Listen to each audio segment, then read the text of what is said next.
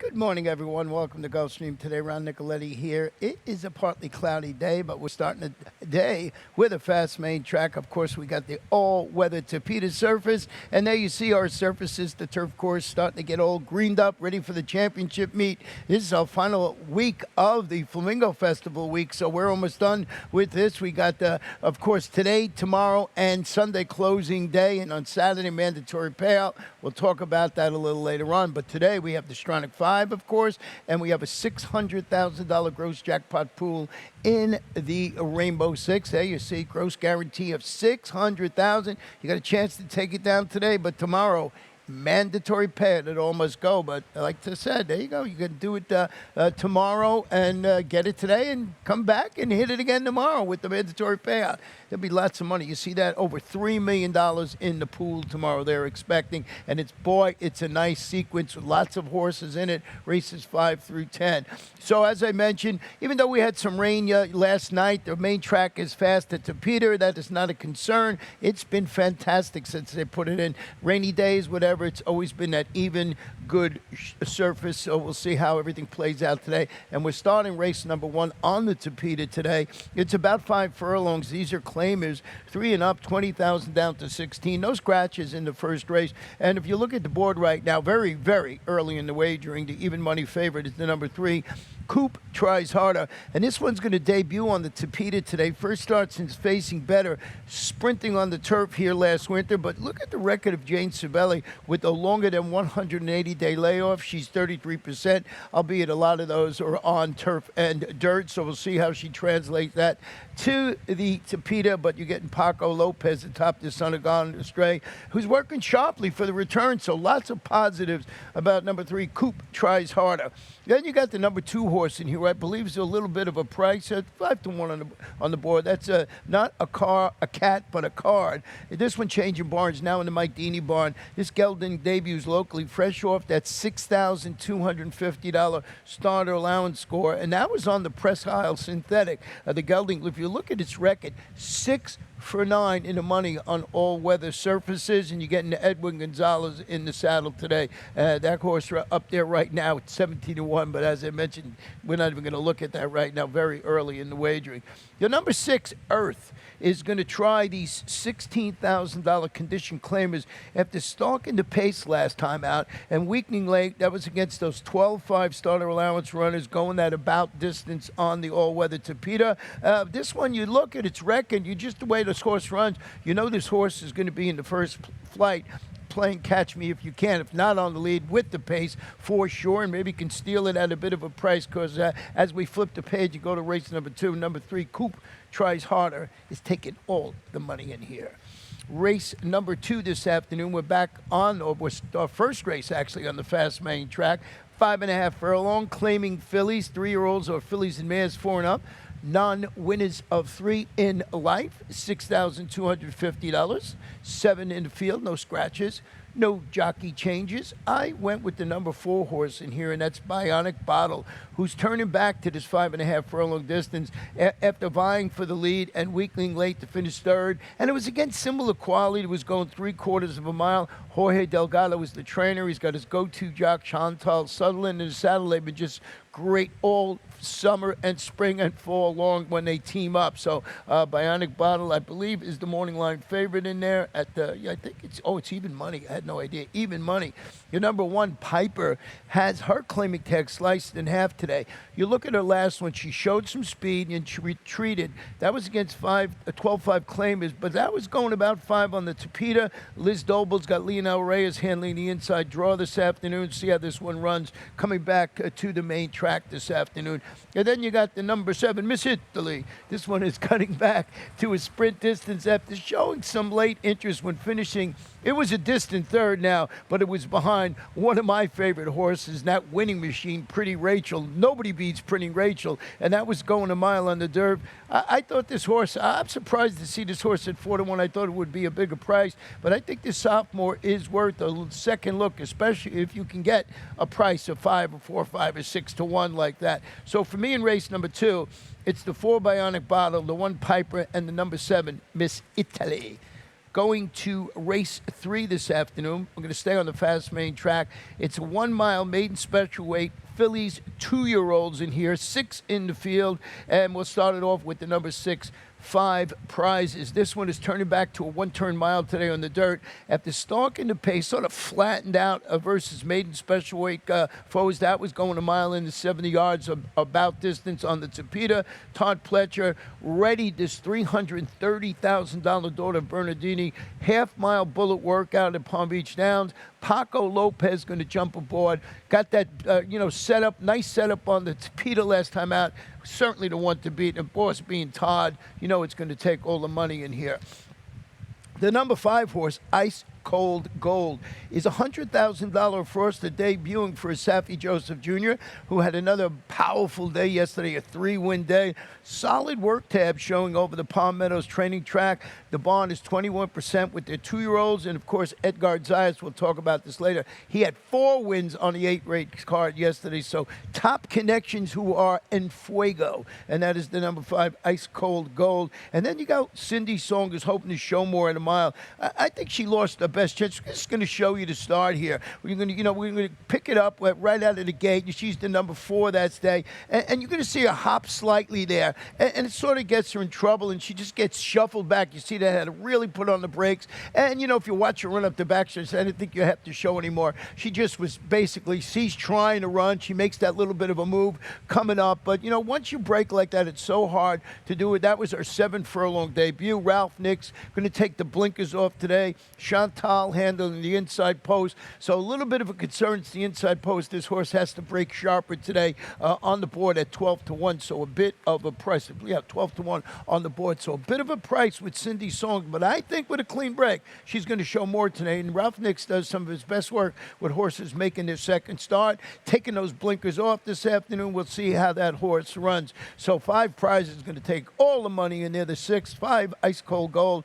And the trouble starting number 1, Cindy Song. We're taking a short break. When we come back, have my Rainbow 6 ticket.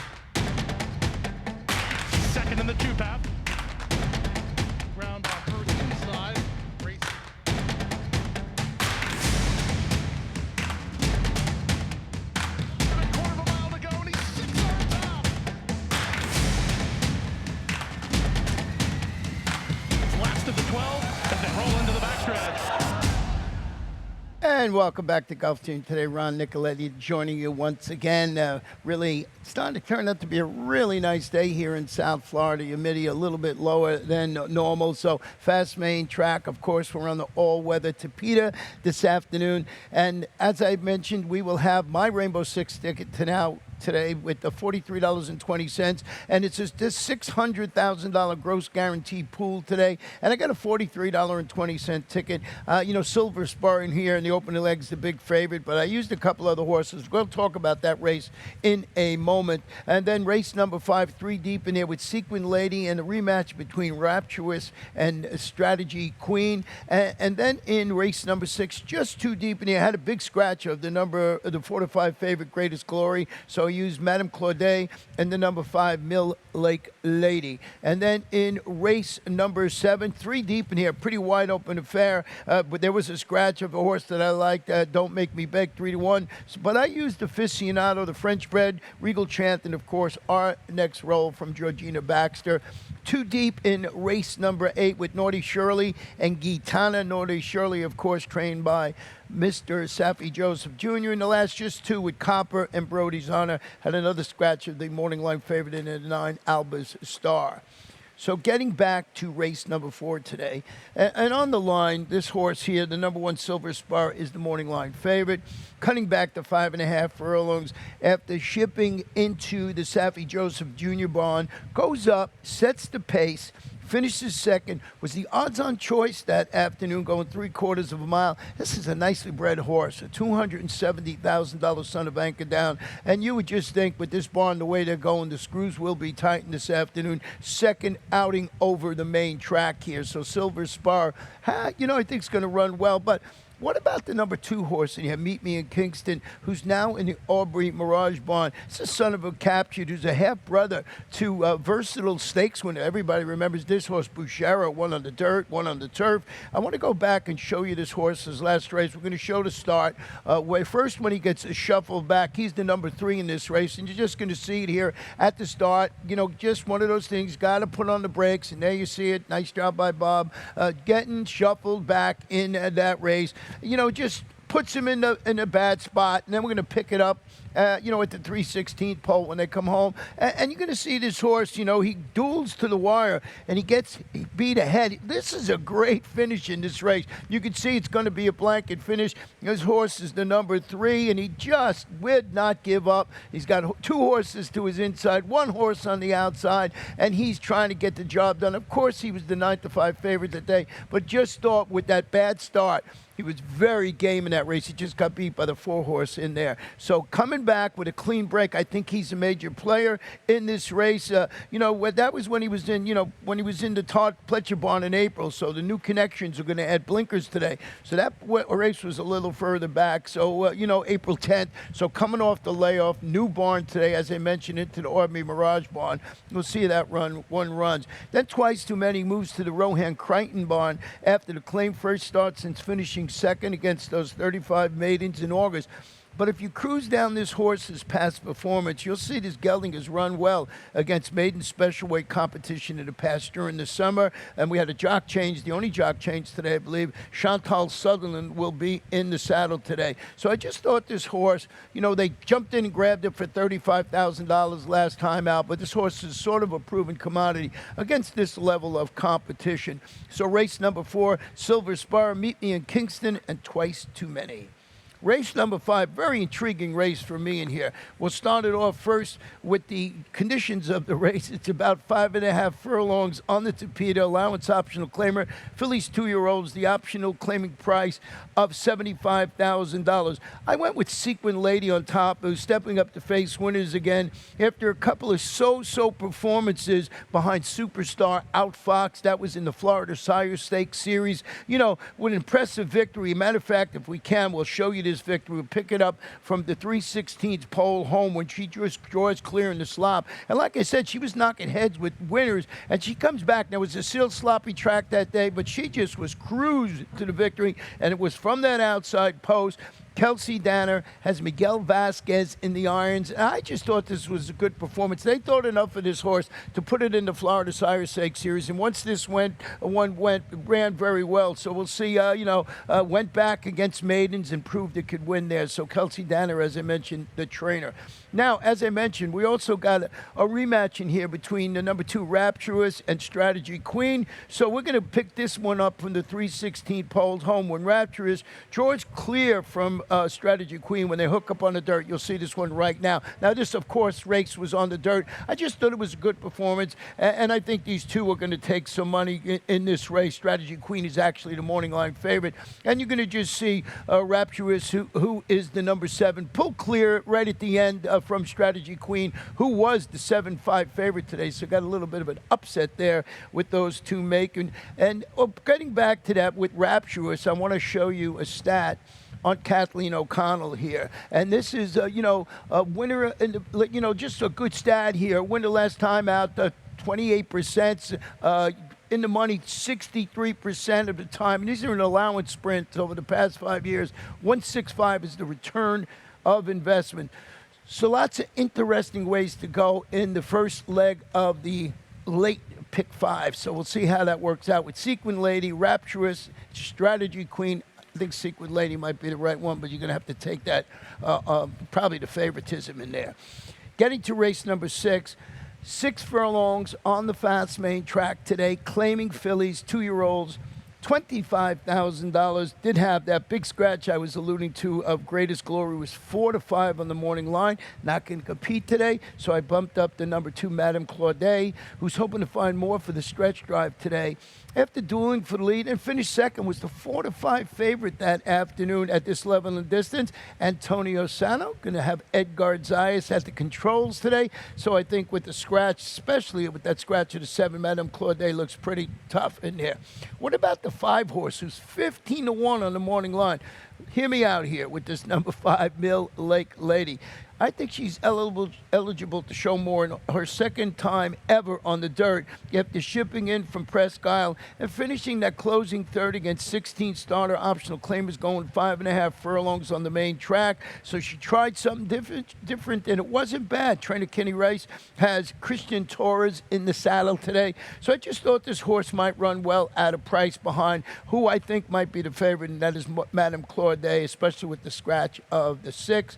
And then you got the number 6, A La Turca, who's going back to the main track after drawing clear on the Tapeta to defeat those $16,000 maidens going about 5 furlongs. It's a daughter of Daredevil.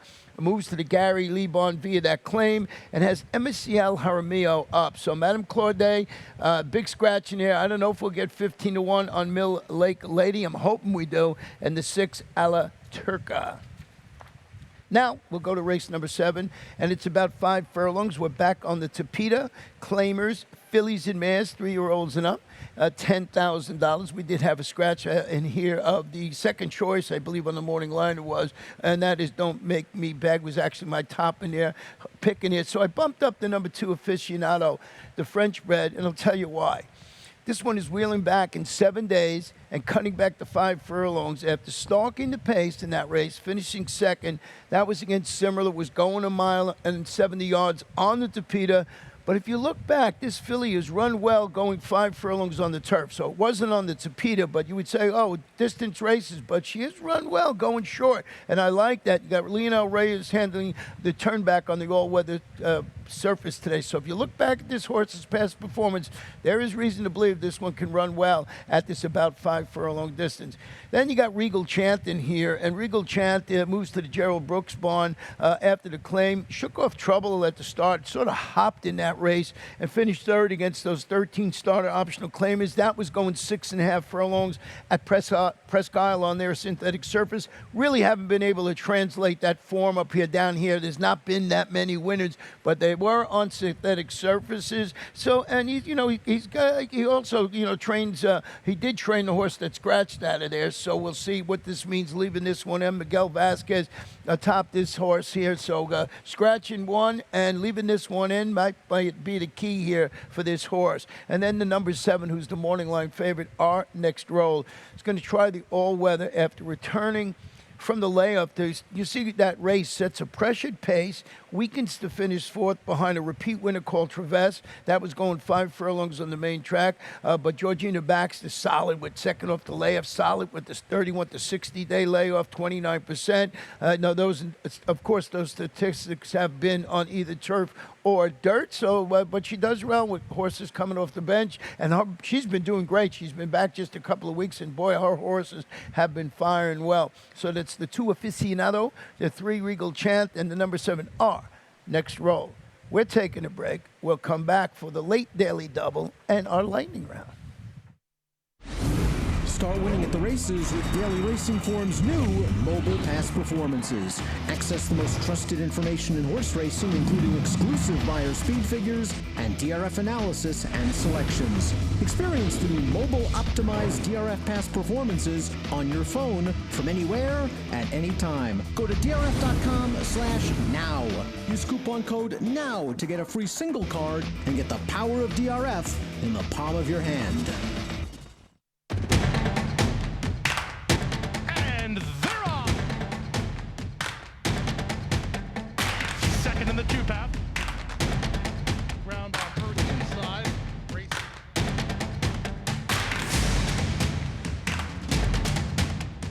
And a quarter of a mile to go, and he's 6 yards out. Last of the 12 as they roll into the backstretch.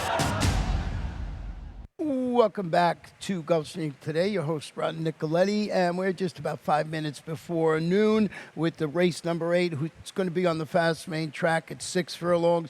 It's an allowance optional claimer, fillies and mares, 3-year-olds and up. The optional claiming price is $25,000, and I went with the number 3 horse in here, and that is Naughty Shirley, who's going back to the main track today after responding in the first race after moving to the Saffie Joseph Jr. barn with a second place. Well, let's show you. Second place finish. We're going to pick it up just before the 8-pole home when she splits horses. You can see a pretty nice performance. Of course, she's the number 2 that day. And Choose Joy is just a really special horse who's 3 to 5 that day. But watch this horse split horses. Albeit this was on the Tapeta surface, but first in the barn for Saffie Joseph Jr. And you know, no shame losing to Choose Joy. You know, that was in a $60,000 handicap, as I mentioned, was going 5.5 on the Tapeta. But this is a 4-time winner on a fast track. You get Edgar Zayas handling the surface switch this afternoon. I think that's a perfect table setter for this performance today at 3/4 of a mile. So Naughty Shirley,